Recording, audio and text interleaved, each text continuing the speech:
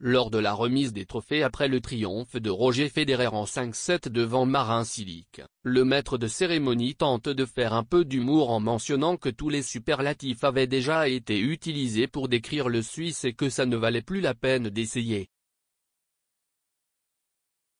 Il a bien raison, appelons-le tout simplement le magnifique parce qu'à 36 ans et 173 jours, il épate encore parce qu'il déborde d'enthousiasme pour son sport comme à ses 20 ans et que peu importe l'adversaire, il trouve toujours la manière de rendre le tennis si beau, si noble et si excitant.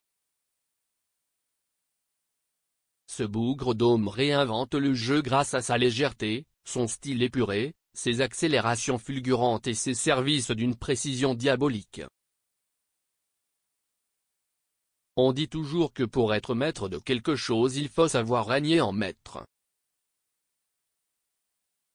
C'est ce que Federer fait en début de rencontre en imposant une telle cadence que le pauvre Marin Cilic n'arrive absolument pas à suivre la parade. Pas étonnant après une entame de match calamiteuse combinée au brio de l'autre. Vivement la deuxième manche alors que Cilic retrouve enfin sa justesse au service. Voilà une bonne affaire parce qu'au premier set absolument rien ne fonctionne plus lui.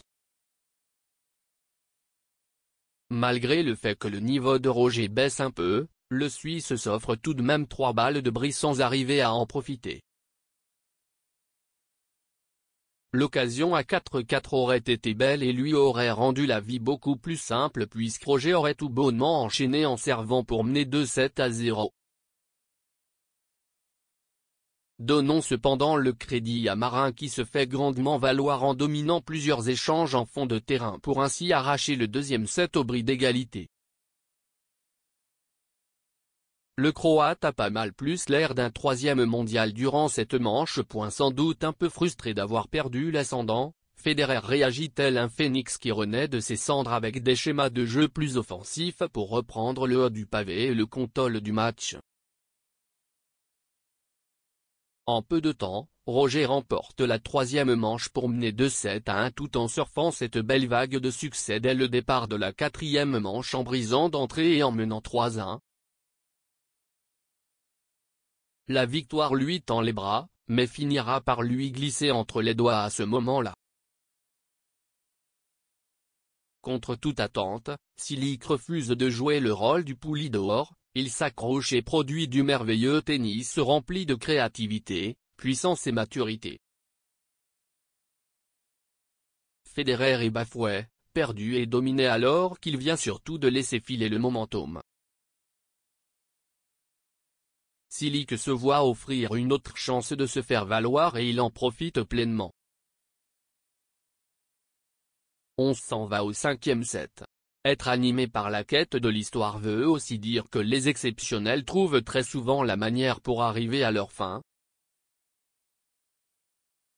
Federer n'a pas gaspillé d'énergie durant la quinzaine en gagnant tous ses matchs en 3-7 pendant que Cilic disputait plusieurs rencontres à la rallonge en passant 6h13 de plus que le Suisse sur le terrain.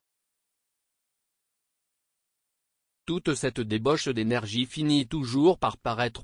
Cilic n'arrive plus à rester constant au cinquième set tandis que Federer réussit tout ce qu'il n'a pas su faire à la quatrième manche, soit protéger son avance d'un bris tout en s'en procurant même un deuxième pour être encore plus en sécurité en servant pour le championnat. Facile verrouiller la victoire en gardant ses nerfs quand on mène 5-1, cinquième set. Un 96e titre en carrière pour le plus beau de tous les temps et un 20e Grand Chelem. Parions qu'il ne va pas s'arrêter là. Belle mention pour Gabriela Dabrowski qui gagne le titre en double mixte avec Mate Pavic.